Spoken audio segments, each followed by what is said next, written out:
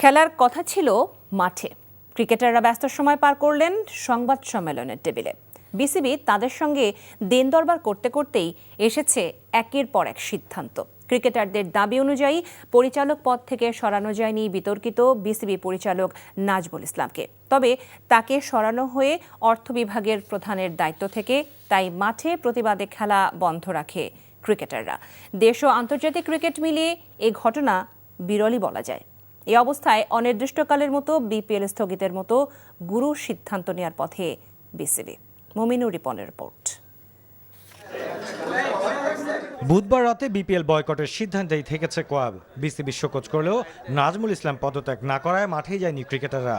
দেশের অধিকাংশ তারকা ক্রিকেটারই জড়ো হন বনানীতে 5 তারকা হোটেলে। সেখানেই তাদের সিদ্ধান্ত অপরিবর্তিত থাকার কথা জানান ক্রিকেটাররা।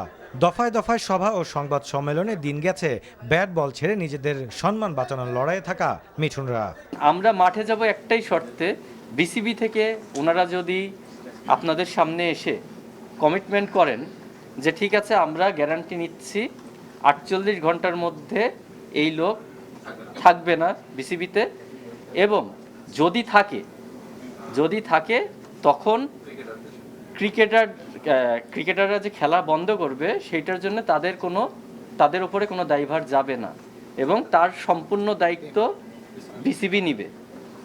এই শর্তে আমরা আবার মাঠে ফিরতে পারি। ক্রিকেটারদের অনড় অবস্থানে শেষ পর্যন্ত বিকেলে এক বিজ্ঞপ্তিতে বিসিবি জানিয়ে দেয় অর্থ বিভাগের প্রধান থেকে নাজমুলকে সরিয়ে দেওয়ার কথা। ভাবা হয়েছিল এরপর দ্বিতীয় ম্যাচে মাঠে যাবেন বিপিএল এর ক্রিকেটাররা, কিন্তু গঠনতন্ত্রের বাধ্যবাধকতায় সেটা সম্ভব না হওয়ায় খেলা বন্ধ রাখার সিদ্ধান্তেই থেকে যায় শান্ত মিরাজরা, যার বিপরীতে অনির্দিষ্টকালের জন্য বিপিএল স্থগিত করেছে বিসিবি।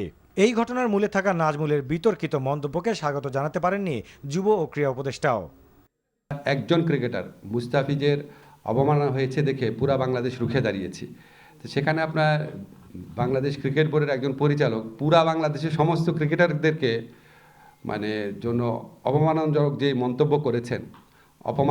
মন্তব্য করেছেন, আমি একজন ক্রিকেট ফ্যান হিসেবে বলি, আমার কাছে খুবই দায়িত্বহীন মনে হয়েছে। এটা দায়িত্বশীল পদে থেকে সমস্ত ক্রিকেটারদেরকে অপমান করে কথাবার্তা বলা, এটা কিভাবে এটা কিভাবে সম্ভব হলো বুঝতে পারছি না আর কি। খুবই দুঃখজনক।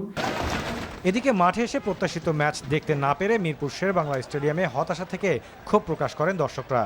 এক পর্যায়ে স্টেডিয়ামের গেটে তারা বিশৃঙ্খলা করলে পরিস্থিতি সামাল দিতে কঠোর অবস্থানে যায় আইন শৃঙ্খলা বাহিনী। Mominur Ripon, NTV news, Dhaka.